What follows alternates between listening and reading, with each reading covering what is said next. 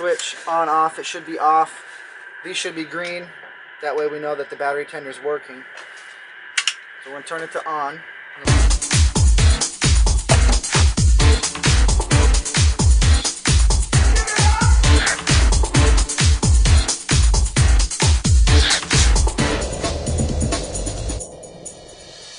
And then you have run, stop. So you flip the run on, you're almost always going to get engine trouble. It's going to say that there's a trouble. So then you're going to go to the reset, and if you read it, hold for 3 seconds.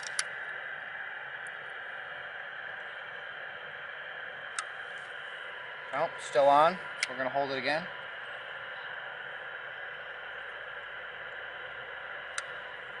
Goes away, right? Then we're going to crank.